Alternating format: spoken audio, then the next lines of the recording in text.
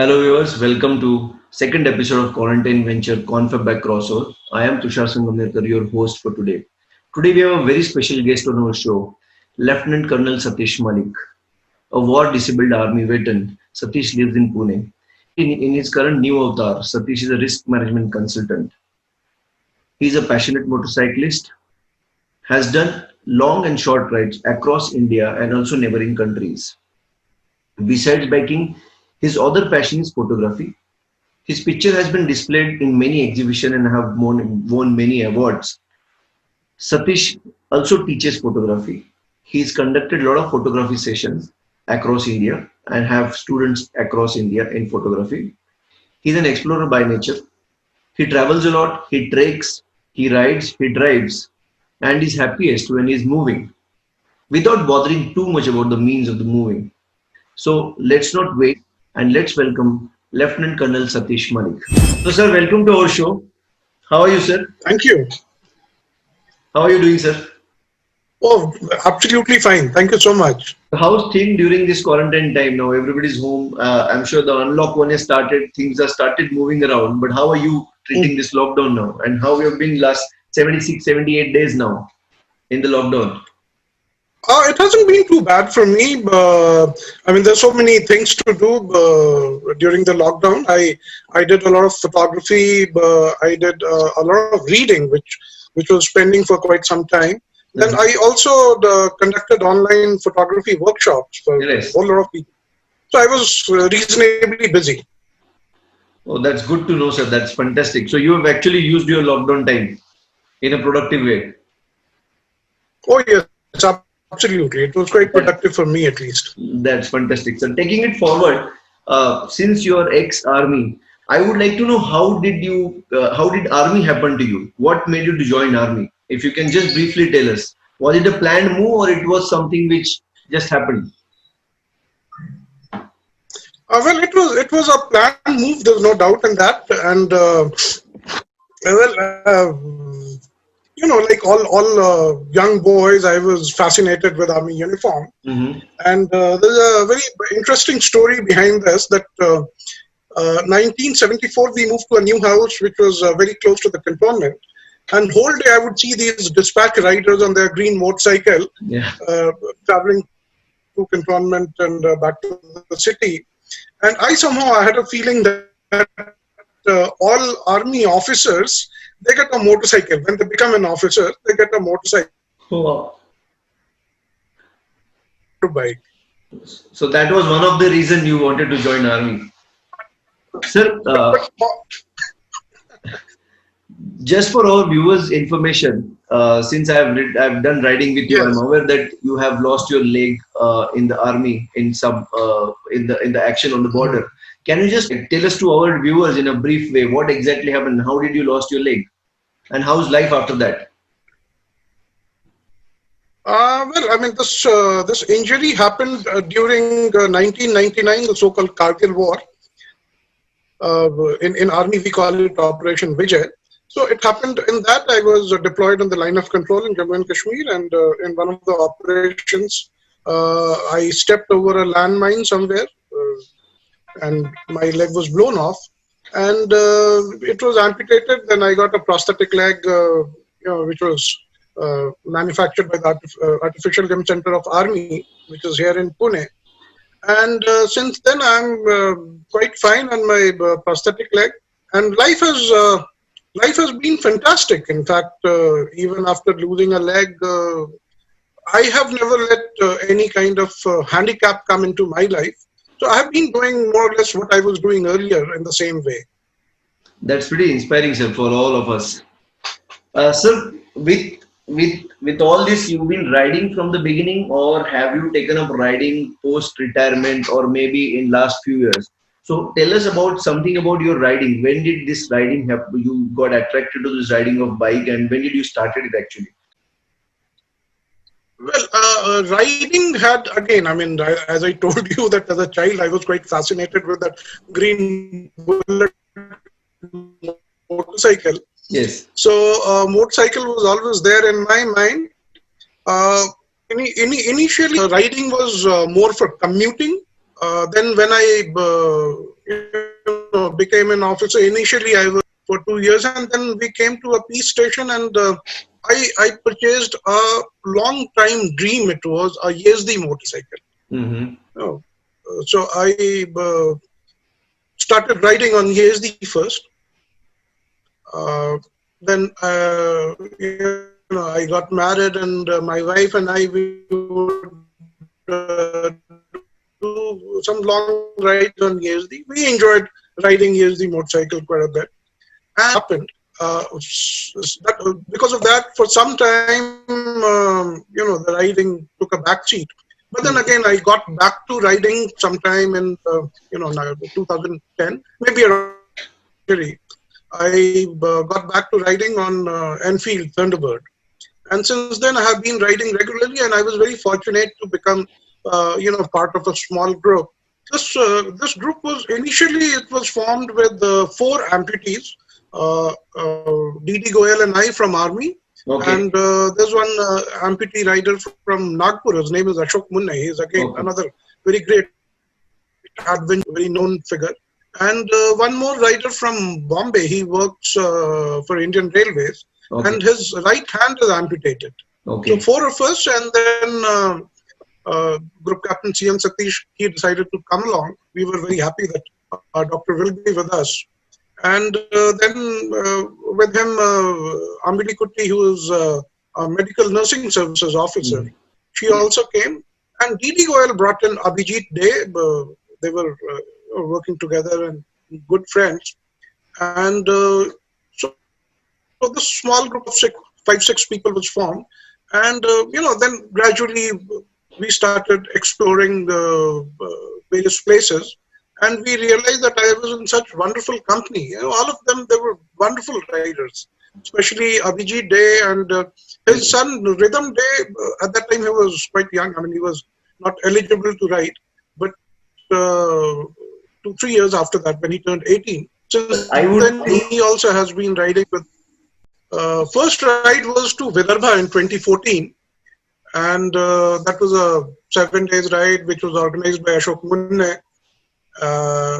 That was one very challenging experience that we had because of the terrain and also the weather. It was beyond 47 degrees Celsius in the month of May, and we were riding in Vidarbha, which is one of the hottest regions in India.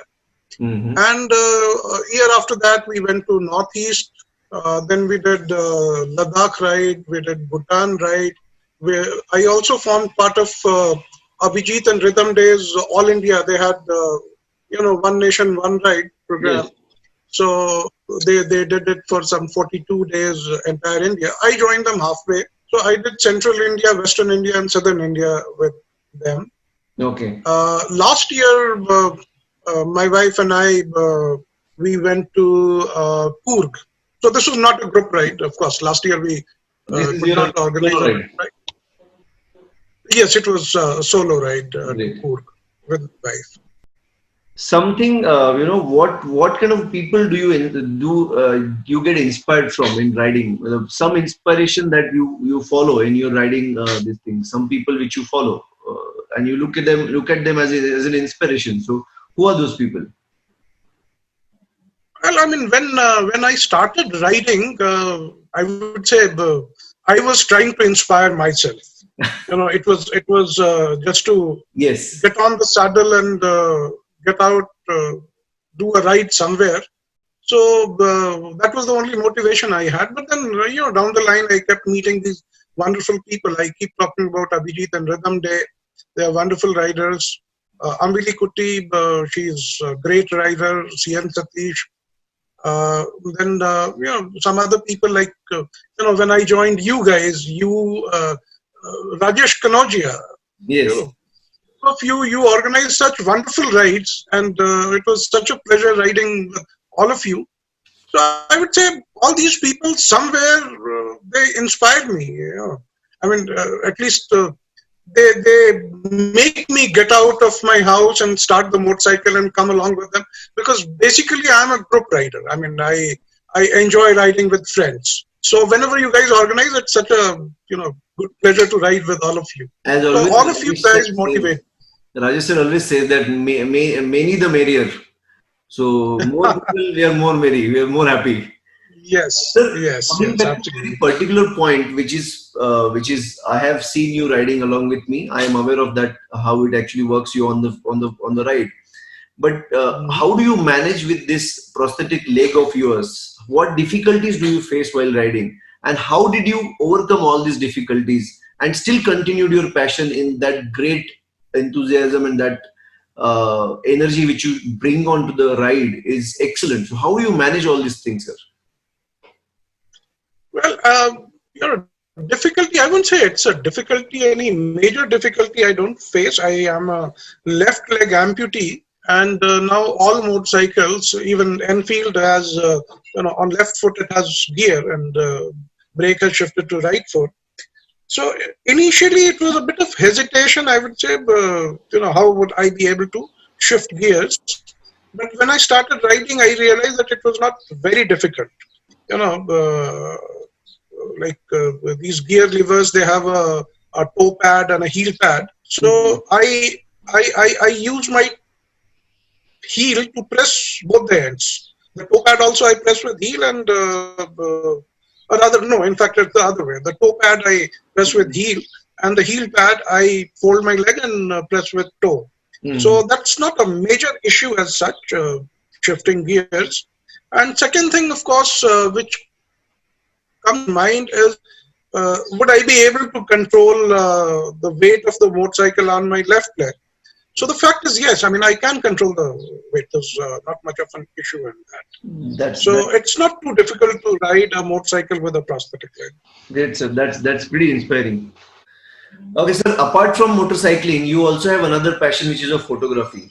So this is what hand in glove That's right. passion that you developed along with motorcycling, or that is a separate passion which you nourished from the beginning. Okay, so well, I mean, I have been doing photography right since my early childhood. So Okay. initially there was no connection between photography and riding, but later on, yes, in a way that motorcycling took me to a lot of places, different places, where I could shoot pictures. I mean, pictures away from home, and pictures where not too many people they have been visiting those places. But at the same time, I do not combine these two passions usually, because motorcycling is done in a very different kind of mindset, and photography takes a lot of patience. Yes. It needs a lot of patience. Usually, my photography trips would be very separate. I may take my motorcycle for that, but Mm. that might not be in a group. Like, I mean, this time when we went to Cool, I utilized that for photography also, because I was not time bound or bound by anybody else's schedule, so I could do both together. Sir, this picture prompts me a question. There is a Yes. certificate of merit. What is this certificate is about, sir? So I have been participating in various exhibitions and also salons, competitions. This picture, this certificate of merit which you are seeing, it was awarded to me first All India Salon Oh, from Photographic Society of Pune, and the picture which was there in the background, that was my picture which got this award. okay. So the female who is sweeping, that picture we're talking about, right? That's right. That's right. Okay. Sir, tell us something more about your photography sessions. I know you're also into photography teaching, and you also conduct online as well as offline classroom photography sessions. So how do you manage this with your current risk management profile as a consultant? You're a risk management right now. So how do you manage these things? Well, I mean, I was doing conducting photography workshops during weekends. Okay. So, Saturday we would have mostly the classroom session, followed by some indoor shooting, and Sunday we would do some outdoor shooting, and then come back to classroom, see those pictures, analyze, and improve. And then, after the workshop is over, even after that, we keep in touch and we keep sharing pictures with each other. We keep commenting on each other's pictures so that everybody improves. It was only during this lockdown that I realized that that kind of workshop was not possible. Mm-hmm. So I started conducting these online workshops, Okay. where mostly, I conducted through any of these meeting apps that we have, and also WhatsApp, where on WhatsApp we keep sharing pictures, keep commenting on it. And what I would do, a classroom session that I do through these meeting apps, and I ask them to take pictures. I mean, I physically can't be present, so I ask my students to take pictures and share that with everybody, and we comment on it. So usually these workshops, online workshops, go on for about 6 to 7 sessions. So it takes Okay. almost a week. Sir, is there any basic qualification to participate in these workshops? What are the qualifications that one should have to participate in your workshop in the photography? Well, besides passion for photography, nothing else. So, if you are interested in doing this, then you don't need any qualification as such. Yes, if you have a decent camera where you can use manual settings, Okay. it's better. But even without that, I mean, I have conducted so many workshops for school children where I teach them to take pictures with a cell phone camera, which almost everybody has these days. Wow. So how to take better pictures with cell phone cameras, that is also part That, of my workshop. that is fantastic, sir. Sir, anything since you've been an ex-army, you're a motorcyclist, you're a photographer enthusiastic. We have also seen you photographer while doing parachute, paragliding, and also rock climbing and trekking. Any specific advice which you want to give us to this new adventure? And maybe it is motorcycling, maybe it is photography or anything which you want to tell them about. What should be your advice to those people? Well, I honestly, I mean, I cannot give an advice to anybody. But then what I follow myself, I mean, I can talk about that. And what I do is I have never done anything to prove anything to anybody else. That's Whatever I do, it is for my own passion, my own satisfaction. And if at all so I have here, to prove if I something, I want to have to read prove it between to you this myself. statement here, if I want to read between this statement is that do it for yourself. Don't do it for showbazi. Don't do it for showing it to That's someone. it. Do it for your passion. Absolutely. That's Just because somebody else has done it, you'll find among motorcyclists that everybody feels that unless you have done Ladakh, you haven't done anything. yeah. So it's not really that way. I mean, you can do whatever ride you want to do. I mean, after all, you're doing it for your own happiness. You're not. So You shouldn't be your doing it sir has a to very show it off to people that I have done Ladakh. your sir has a very good advice for all of us. Our passion we should pursue for us, not to show it to somebody how great rider I am or how good things I am doing. So it should be for your own Absolutely. satisfaction. Sir, fantastic. Yeah. Sir, we are almost at the fag end of the conversation. Uh, I had Okay. few questions which will be, like a rapid fire round, whereas in you need to give me a quick answer. Okay, I'll try. Can we start that? Yes. That would be great. So my first question to you is ride to Ladakh or ride down south? Which is your favorite? If you want to pick one. Right down south. Any specific reason, sir? You see, Ladakh has it's become kind of boring. I have done Ladakh, but and there are so many other places other than Ladakh, and also I haven't done too much of South ride. I did South ride as part of that One Nation One Ride program of Abhijit and Rhythm Day, and then we did Kerala this year in February and Coorg. That's all. I mean, there's so much else So to much else. explore. I have done South. south, sir. So much else to do. Sir, solo Yeah, ride yeah. or group ride?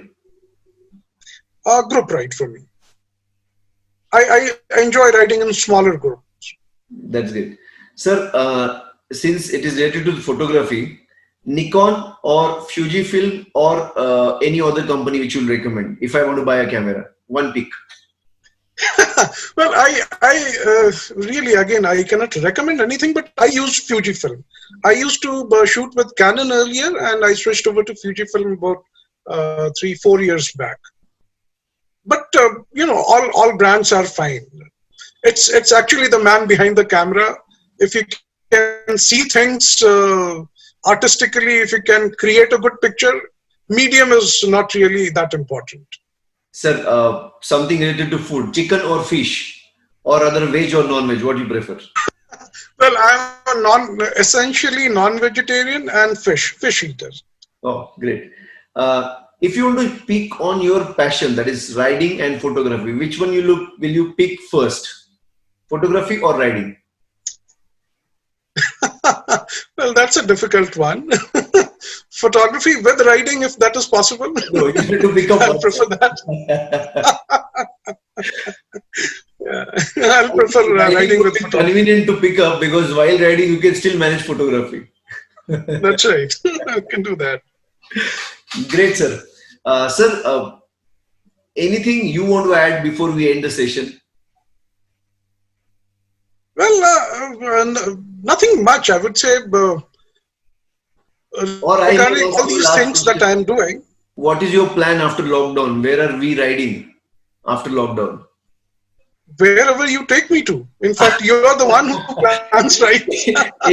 So I'm looking forward to the day when we start riding together again. Yeah, we should. So, any specific location is there in mind? Is there any long ride this year, sir? Are you planning?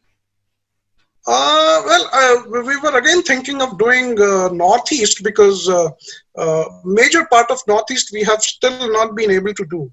So we may do Sikkim and Arunachal Pradesh. Let's see how things turn out. Fantastic, sir.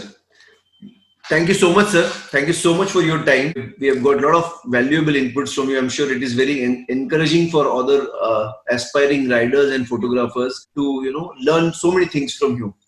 So, on behalf of my company, Crossover Expedition, our associates, Apra Advisors Private Limited, Doni Automobiles, and Product Adventures. So, you know all three companies. Apra Advisors is basically a financial consultant where we do financial consultancy for SME fundraising.